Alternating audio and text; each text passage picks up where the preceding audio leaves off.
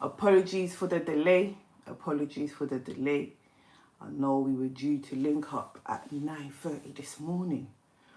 But obviously my morning didn't go as planned, which I'm going to talk about. So come on in. When you come in, type something. Let me see you here. Morning, or like up the live. Let me see you lot are here. Like it up. Let the rest of the squad know we've locked in this morning. I know we were supposed to link up at 9:30, but sometimes it doesn't always go as planned. But we still move. So personally for me, so last night I noticed that before I was sleep passed out or whatever, I felt more tired than usual for more reasons than one. So one reason was probably that I was live streaming most of the day.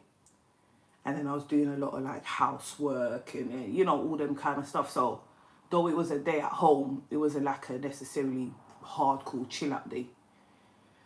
So when I was going to bed, I noticed that I'm like extra tired. So cool, passed out easy. Because it's not always easy to pass out. We don't take it for granted. And then I woke up around 5:30 a.m. I was a bit hot, I was a bit this. So I said, all right, let me get up and quickly adjust myself. Went back to bed, passed out again. I should have known from there. Morning, Crystal. Morning, Crystal. I hope you're good. So I should have known from there that, okay, you know what? You may not get up again in time or on time. So I probably should have set my alarm. But the thing is, I'm not an alarmer. I don't set alarms unless they're for crucial times. Whereas I can't ramp with that appointment. So let me play safe. But usually my body clock's on the dot. Me and my son's one is linked. So we're both getting up at the same time. I never have to use an alarm. I mean, I never in the last few years, obviously prior in your life before, yeah, cool, you use alarm. But as of late, I don't use alarm. In the body clock we trust. So I've gone back to sleep just thinking, yeah, because obviously I thought, okay, I'm more tired than usual. I've woken up in the, at 5:30 a.m. and I'm going back to sleep. I might ride over my time, but my son's been sleeping straight up, so he's going to wake up on his normal body clock, which is the same, and then he'll wake me up. He's going to jump on my head. He'll do something and start singing a song, whatever. So I said, all right, you get me?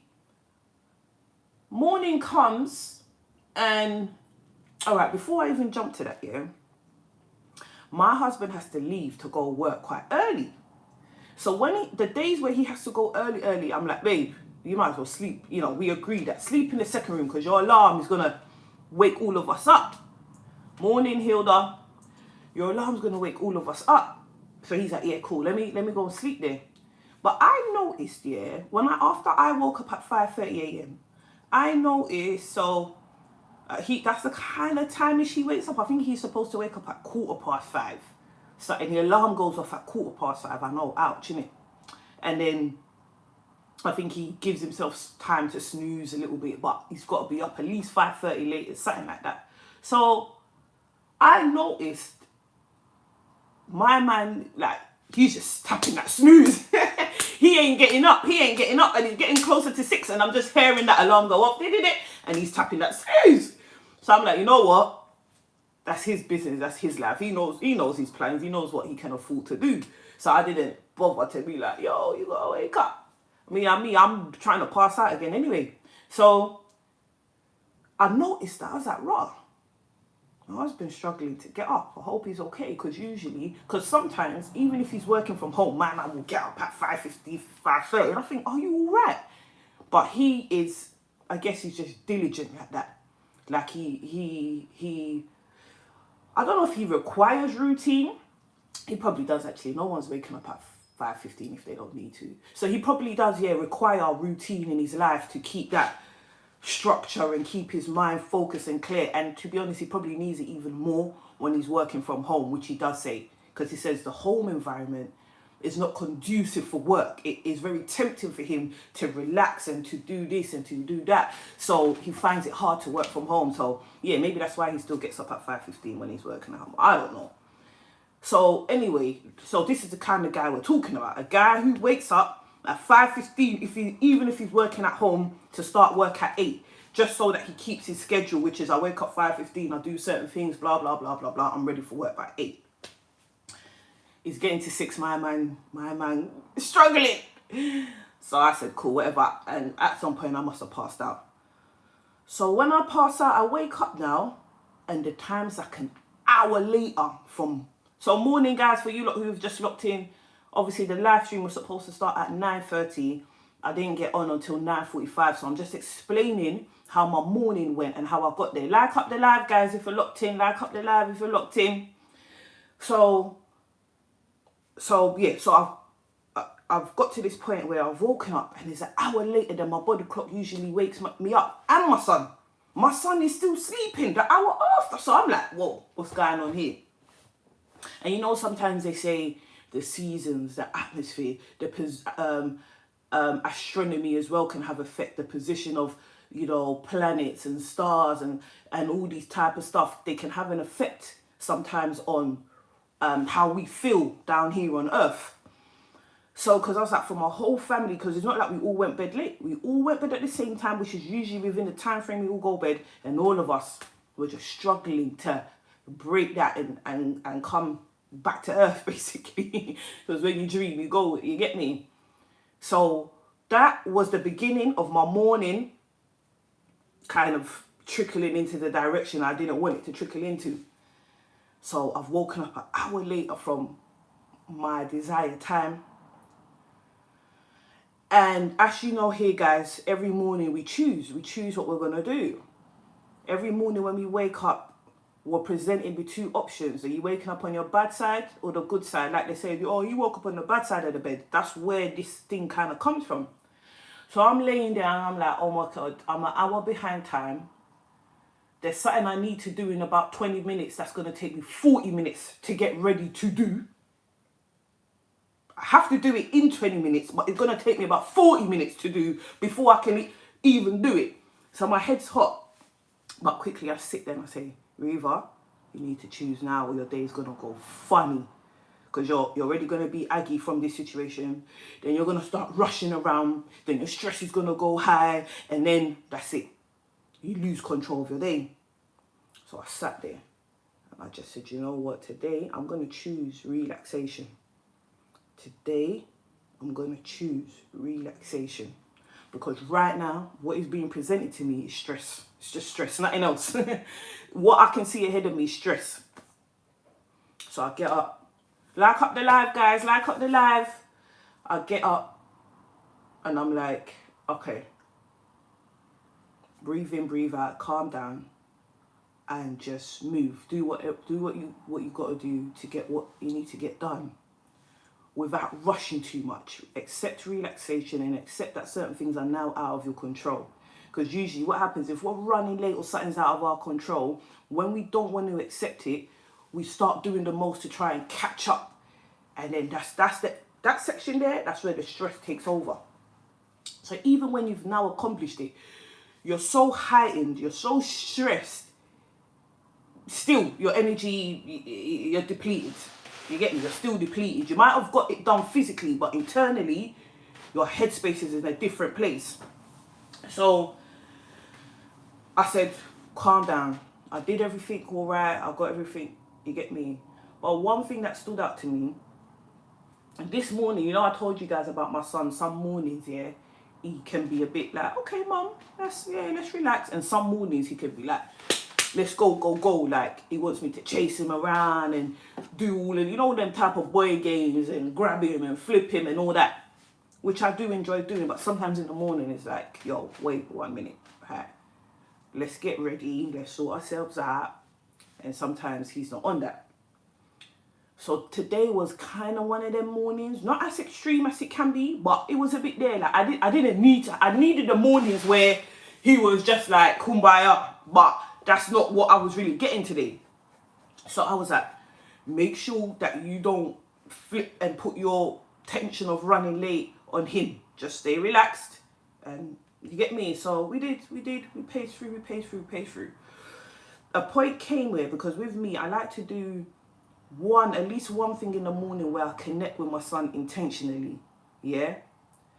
Morning. HRTV something. Morning. Like up the live, guys.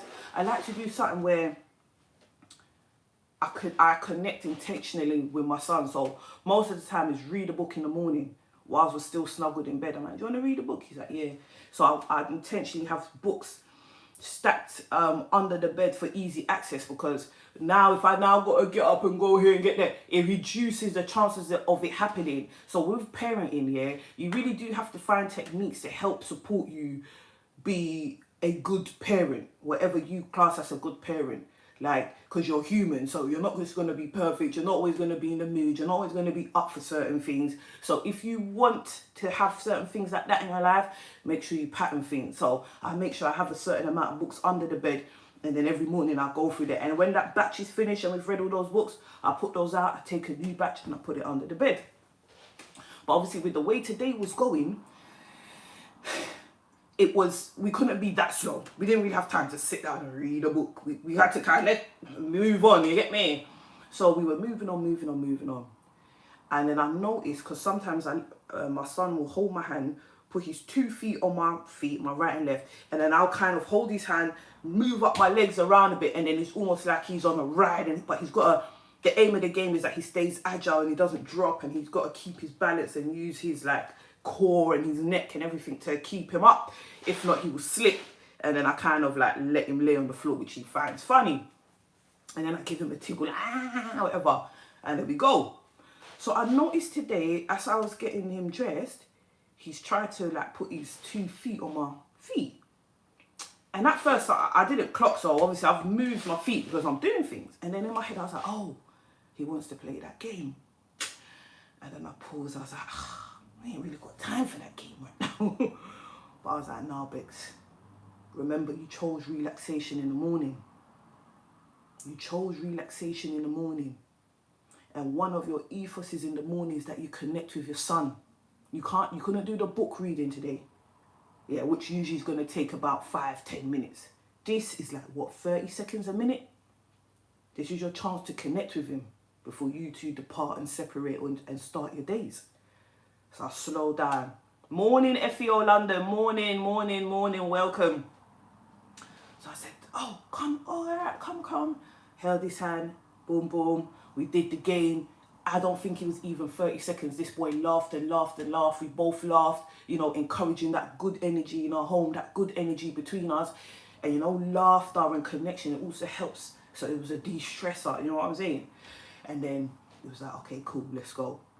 But I think shortly after that, I tried to do his hair, and then he wants me to chase him to do his hair, and I'm like, and so the cream I'm putting in his hair is now gone on his head, and I'm like, so I want to be like, hey, can you stand still? But I'm like, in my head, I'm like, just calm down. I'm like, can you stand still? And he's like, running. So I had to kind of trap him a bit to get the head up. But that's it with the babies, man. That's just how it goes. No promises, but we try. Like up the live, guys. Like up the live. We try. So that was, because I know I come in here and I'm like, guys, what was your morning like? And I come in here and I'm like, guys, you got to choose every morning. You got to choose. And I just wanted to demonstrate what it looked like when I'm choosing. Sometimes it's not just words. In the beginning it is, you wake up and you say, all right, this is what this is the negativity I'm being tempted with, so this is what I'm going to choose instead. And then once you choose it and you get out of bed, usually it's waiting for you. When you get out of bed, it's waiting for you to prove yourself. It's like, oh, okay, you chose relaxation this morning. You chose no stress this morning. Let's see what you got. So that's why when I woke up, I had so many things to face already. I'm trying to battle against time. I've got things, I've got a deadline. I've got to manage my son, but I also want to try and connect with him. Then I've got a pattern, I've got my own needs. So everything I've just listed doesn't even include my own needs for the morning. And if your needs for the morning are met, the relaxation and stress and all that, they're probably going to come true. So now you've got to manage that too. You get me? Morning. Beth next door. Morning, Beth. Yeah, that's so good to know. I'm due with my first child in there's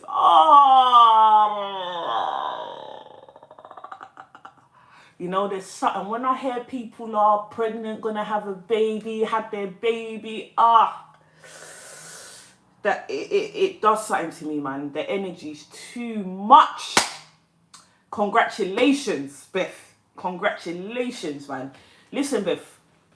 Sorry, guys, if not you lot aren't parents here, but if you're not parents and you hope to be, then this what all I'm gonna say to you, you know, is important. Let's lock in, because it's important that we prepare before. Do you get what I'm saying? Most of us kind of find ourselves in it. Most of our parents as well, depending on your background, you know, with them, marriage is like, it kind of got to be done, should be done. So the ethos is more about that, the religious aspect too. Get married, start your family, but the how to choose a partner, how to start a family, how to raise your children, those bits, those gaps, those bits that make it really work, they type, that's, you don't really hear, that's not the language. The language is just do. Find a husband, find a wife, have children. So, mom of one, oh, if you're your mom of one, nice, morning. So, I'm like, okay, so you're about to have a baby in a few weeks. I chose, oh wait, sorry guys, let me go back. I chose gratitude this morning. I'm not where I want to be yet, but I've come so far and I'm grateful. I like that. I like that. I like that. I like that. I like that. Yeah.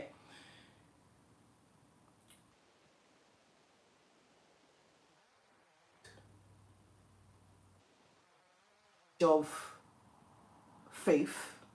And you know they say, even if you have faith before you've seen the thing or done the thing, that's usually what makes the thing happen. So it's good just saying, I'm not there yet, but I've still got that gratitude, as if you're there. Like I always say, we put the future behind us. We put the future behind us. You know what I'm saying? We think, okay, I'm not there yet, but I want to be.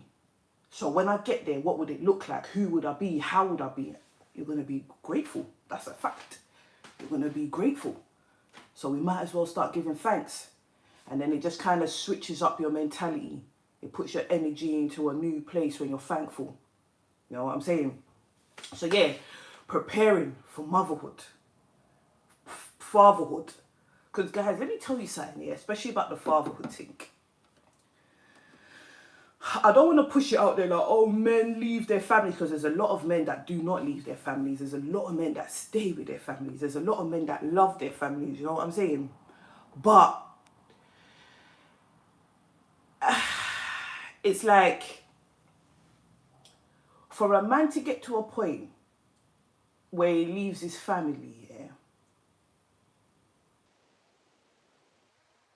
to a point, for a man to leave his family, the headspace of that man, no one will understand. Maybe another man might, but I don't.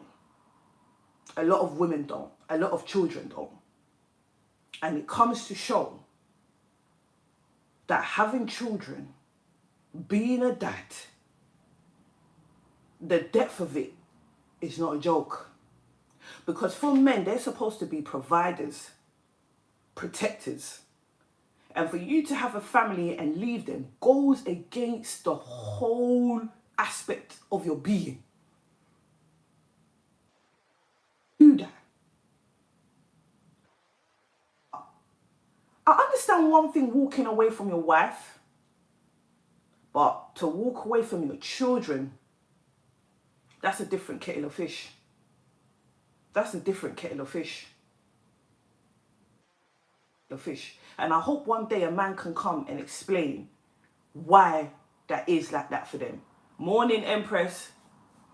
Morning, Empress. Grand Rising, Empress. Hope you and son have a lovely day today. Thank you. We will. We took control of our day. We woke up. We faced a little bit of a challenge because our body clock didn't come true the way we hoped. So we got up an hour late, which then caused a little bit of a domino effect of one thing leading to another. So even having said that, usually I'll be on the live 9:30 to 10:30. I couldn't get on until 9:15, and now I'm gonna also have to leave early in order to catch my day back. If I stay here till 10:30, the rest of my day is And then I'm just going to be stressed over everything I need to do because everything's run behind. So it's like I kind of need to gather, you know what I'm saying, myself again. FEO will never understand men that walk away from their kids. Yeah. If a man can come one day and chat with me and just explain the process, how they get from being with a woman, laying down with her, having a baby, the baby come true, you're in the house for a bit, obviously things get sticky, that's just what happens in relationships. They get sticky anyway. When the baby comes, it gets more sticky because of the change in the dynamics of your relationship. It went from just you two chilling and vibing to another person, and there's no more chilling and vibing like that.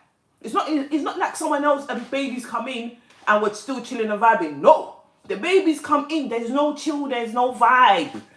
There's no chill, there's no vibe. Then you got pressures, external pressures, family, friends, the internet, all these opinions. So you start using that to weigh up your motherhood and fatherhood journey. Like, am I on par? Am I doing it right? And that's a lot of pressure. If you're breastfeeding, have I got the right angle? If you're giving them bottle, oh, I should have been breastfeeding, but I'm giving them bottle. Am I giving them the right formula? Is it the best formula? Is everything about the baby thing will have your head spinning. And then you got sleep deprivation, which you slap it onto anybody that suffers from sleep deprivation's head will get twisted. Like up the live, guys. Let alone when you have a baby and you're sleep deprived and the baby needs you to be active. So you can't even let the symptoms of sleep deprivation take over you. You have to battle it. You got to force it down while still being sleep deprived, whilst doing your thing. It's brutal. I'm going to tell you. And nobody told me. Nobody told me. Not that they should have. They don't owe me nothing. But it would be nice.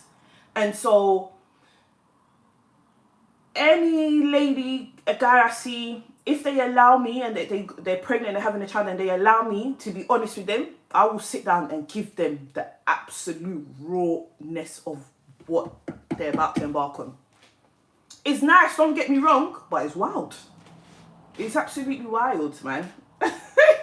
It's absolutely wild. Now, let's not start talking now about the postnatal stuff. Let's not talk, anyway, look. Let's not start talking the swollen breast. Let's not start talking, yo. Anyway, I've got a YouTube video, man, about how I raised a baby or something like that. How I raised a baby. Listen. Do you know what? There was some stuff in there I was like, let me not even say, man. Let me just leave it. But I really wish, because, do you know what, to be honest, I just didn't have the balls to share my story about becoming a mum.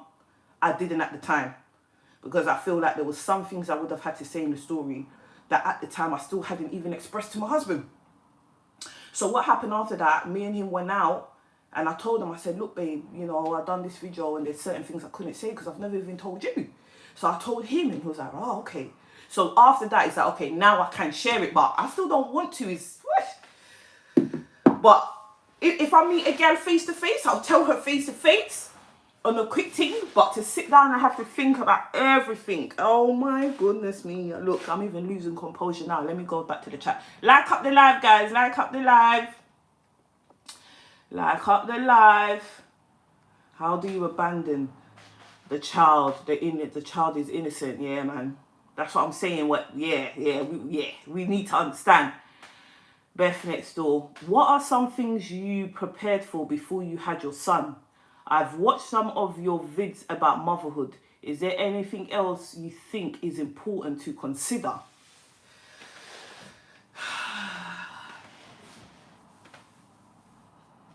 Beth, you got me this morning, man.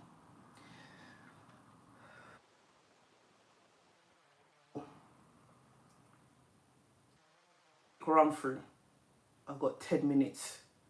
Chat, sorry if I don't pay attention to you. I'm just going to go for it and then I'll read the chat. Like up the live, guys.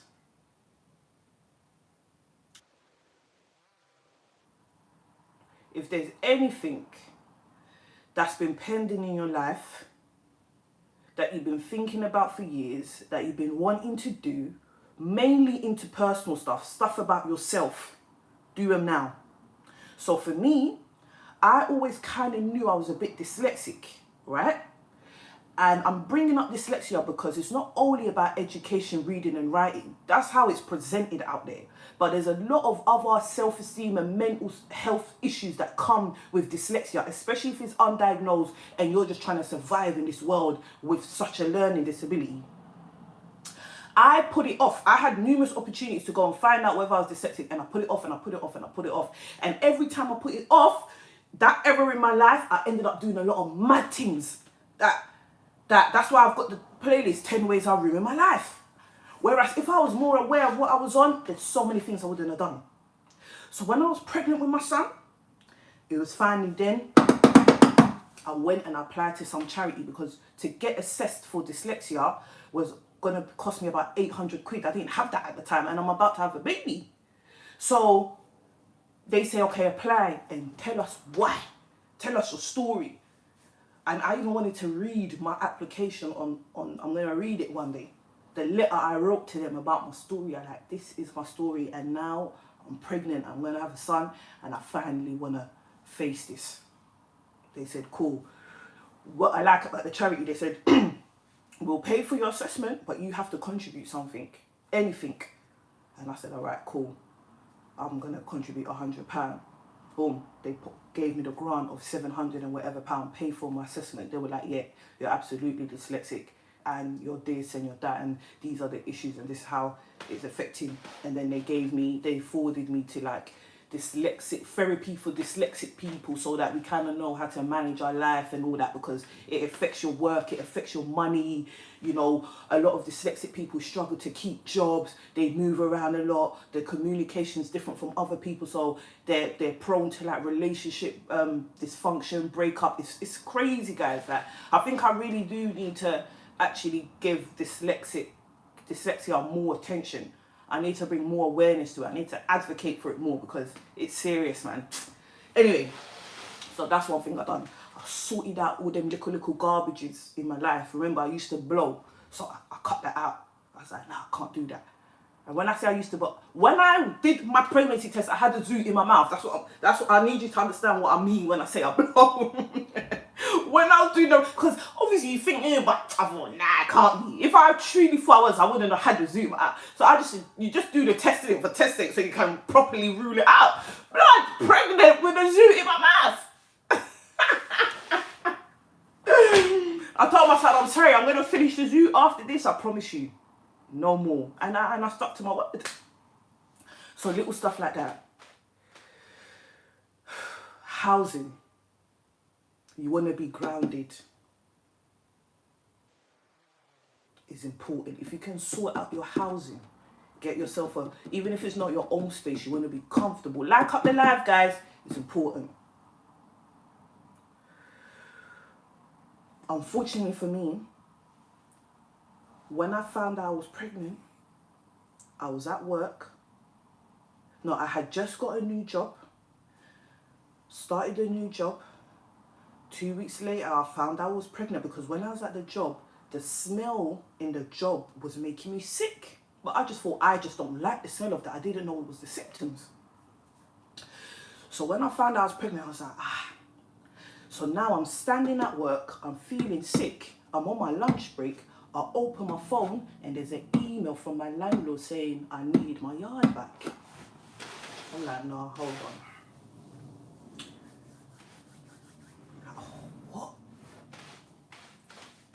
Because, guys, you have to remember, I already know in my head, the type of job I'm doing, I can't keep that while I was pregnant. So I've started a 2-week job. I found out I'm pregnant. I know that I can't really stay here. You know that. I know that I can't really stay here. And then my landlord sent me this. Then, guys, that's not even the worst. The worst of it is, yeah, one of the symptoms I had, remember one of the symptoms that were bothering me was smell.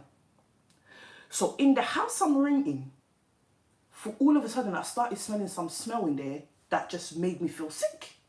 I don't know what the smell is. I don't know whether it was wood. It was one of them character homes. It wasn't a normal home. It was, you know, if you watch my content, you know me, you get me. This is probably one of the most normalest homes I've been in.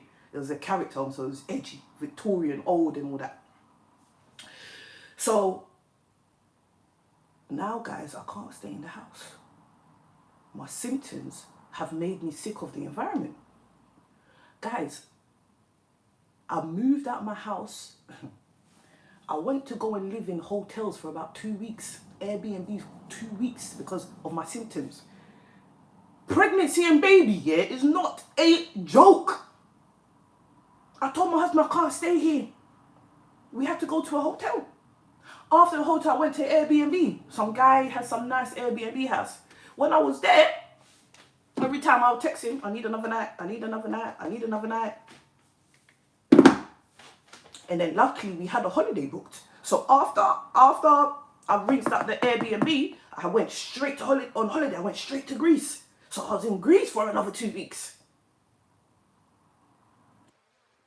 I had to be out the house by that time. So now I've gone to this new yard. So your housing, 1 minute guys, bear with me a moment.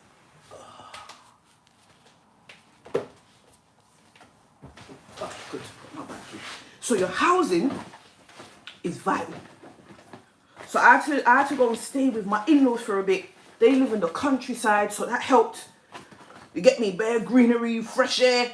My father-in-law, you can't go to his kitchen and cook. My man's cooking for you all the time. Sometimes I go there, I've had a cup of tea, I'll go downstairs to the kitchen, I want to wash my cup. I can feel him like, no. Sometimes I'm like, my brother, forget it, come on man, I'm an African girl, you're doing them too much man, let me at least wash my cup. Like, it don't feel right, how can I come and be leaving my cup, leaving my plate, everything? You cook for me, you cook, you get me, like, whoa. So that helped me. My parents-in-law, they helped me. They helped me. And then after that, boom, we got into our place, wherever, had baby boy. The story still continues with the housing, but we'll leave it there. So now, so I've talked about housing, ground, like nipping certain things in the bud in your lifestyle, housing, all that.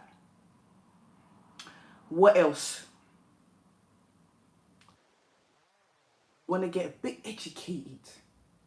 Get a little bit educated, yeah, on a few things. Get educated on the impact it's going to have on you and how it will show up, so that when you see it in your life, you know how to manage it. A lot of us don't get that education, so we go into it blindly. Guys, actually, wait, can I tell you that story? I have told my husband that, but okay, let me tell you like this. There was times when I was a smoker, yeah? Like up the live, guys. There was a time when I was a smoker. I used to have this thing where, let's say, for example, I'm in the house and my husband is downstairs or something. If I can't see my husband with my eyes, I would used to have this thing where I would imagine that once I do see him, he's going to run up the steps with like a tool in his hand. I've got to be careful with my language because of YouTube. He's going to run up the steps with a weapon in his hand to, you get me? I've got to be careful with my words, like do something to me. So I had to see my husband to not panic. So I'll be like, yo, babe. And so it's like once I see him and I see that he's there, that them thoughts won't come to my head. But if I can't see him, if he's behind the wall, if I can hear him but I can't see him, my brain will tell me that the moment that person comes round, the moment you see them, they're going to come for you. It was weird. But I brushed it off. I just thought, it's talking in, obviously, you get thoughts like that. So then it used to happen a few times and I didn't pay attention to it. So guys, when I then had my son, a point came where I started suffering. When I was suffering from postnatal depression and postnatal anxiety and stuff, it didn't look exactly like that, but I was having some troubling thoughts. So if I paid attention to it when I wasn't a mother, things would have been better, but I brushed them off.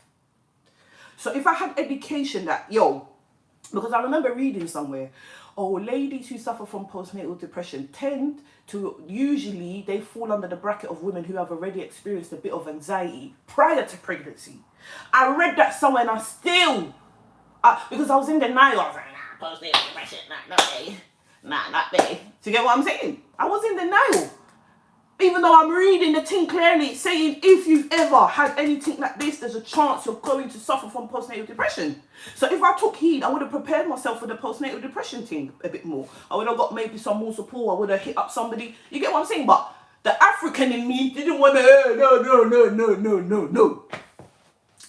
And then it caused major problems in my life, which I'll say for another time. Yes, Beth, interesting. So don't tuck things under the carpet because they will pop up. Your baby will bring them up. That's what your baby does. They are you. They're a mutation of you. So when they come, they're in your face. They're a version of you, showing you. Saying, look at me, mother. Look at yourself. What are you going to do about it? You can't run. When you have a youth, yeah. That's why they say people treat their youth. 2 ways you can treat your youth. You can treat your youth the way that you wish you were treated. So it's almost like you're re-raising yourself. Or some people treat their youth the way they were raised. Now, the way you were raised could have been good, could have been bad.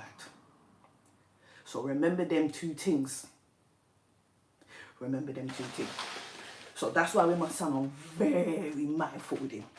I'm very mindful. And the game ain't even started. He's a toddler. That's why I'm starting it now. Because when he gets older and that, then I'm going to know. I remember going to McDonald's. I met one white British lady there. She was there with her husband. And she saw my son. She's like, oh my God, he's so cute. He's so lovely. She goes to me, I remember when my daughter was so cute, so lovely. But she goes, yo, a time came here where I hated my own daughter, you know. I was like, really? She goes, yeah. She goes, I hated my daughter. When she was around, I think 14, 15, she goes, I hated her. I was like, I didn't.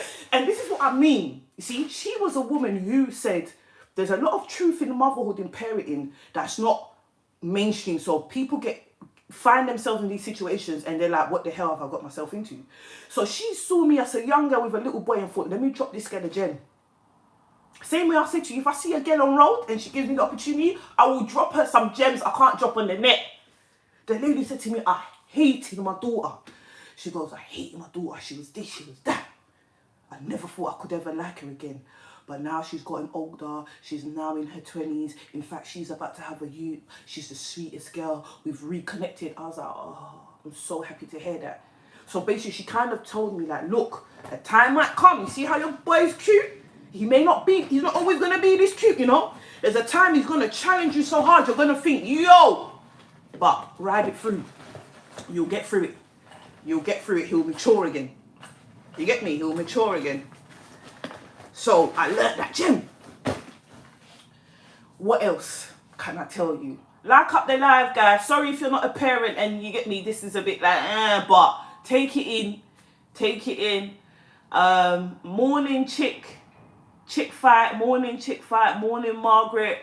Glad I've caught the live. Thank you. Yes, chick fight. Big up Riva Da Diva. Big you up. Beth next door is deep. Thank you for taking time on my question. There is lots to consider. Yeah, I had to take time on your question because you're bringing in a whole new soul. Do you get what I'm saying? So I can't go over that lightly. It's important. Because you see, when we're all here in the world all together, sometimes the way we value ourselves is like we're disposable. Well, I'm just one of many. And she's better than me and he's better than me. But it's like, no, do you know how serious and important and vital one soul is? I will take the time on my life to answer your question. I will take my time on my life to answer your question about how, you know, you're you and all that. So, like I said, obviously there's lots of things I can say, but I think I'll keep it there because I was even supposed to come at 1:15 to catch up. But it's such a shame I came late. In fact, no, let me not say that because I'm negative. I'm being negative about how my morning started. My morning started how it was supposed to start. Yes, I would have liked to come on 9:30. Would have had more time. I came 9:45. Now I also got to leave early. Oh, Shanice, yeah.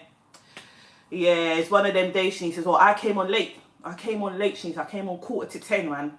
I came on 9:45, and now I have to leave 5 minutes early. I was supposed to leave 10 minutes ago, but it is what it is. All right, so the last few words then before we go. Any questions, anything, like up the live family, I appreciate it. So today's Tuesday, 2nd of December. We're rolling, we're doing our thing. Early week. So all I can encourage, guys, is continue to take control of your week. You know, I told you how my day went. This is good. This live, I'm gonna post it up after. Yeah, you can watch it straight after. So if you've missed anything, just watch it back when I upload it on YouTube. And yeah, we'll see how today goes. I'm about to get ready to go to work, so I may be able to do. If I do a 5 o'clock one, I'll be driving. I don't know what the internet connection is going to be like. You know, when you're driving and you're not on Wi-Fi, it's not as strong. So I'm going to try. And then, but I won't be able to engage with you guys as much because I'm driving. I can't read the chat. So I'm literally just going to drive and talk. So if there's a topic, if you think you're going to lock onto my live at 5 o'clock, drop me a topic here. And then, yeah, boom. We'll go from there. Maybe I can chat about it then. For those of you who are interested in the, will you be going live during the Xmas period? Oh, I have to. I'll be at my in-laws for the week. And like I just told you, my father-in-law don't let me do nothing. It's not like in an African home, black home, you're busy. I'm just sitting there. So I'll be going live for sure. Well, I say that my son might be running around all over the place, so it might be hard to keep control over him. And I don't want him in the live, so we'll see. I'll do the best I can at some point. All right, family. Yeah, thank you guys for locking in again. You lot definitely, you're big on the morning lives. I can see. It's good. Take control of your morning, man. Another thing is, guys, if any of you like have dreams or anything you think like, raw, what could that mean? Or yesterday something like this happened, or I saw, when we have our morning chats, put them in as well. We'll try to help you dissect them, because some people see some stuff at night and wake up and they're just like, yo, what do I do from here? Because I had one dream, but I'm saving it. I had one serious dream that it really impacted my reality, and that's why I would want to share it. I won't just share my dreams, but this one is like, yo, I've got to share it. All right, family, I'm gone. Forward ever, backwards never. Take it easy, do your thing, have a good day, and hopefully by the grace of God, I'll be back at 5 o'clock. Thank you so much for locking in. Like up the live. I'm about to lock off. Thank you so much. God bless you all. Take care.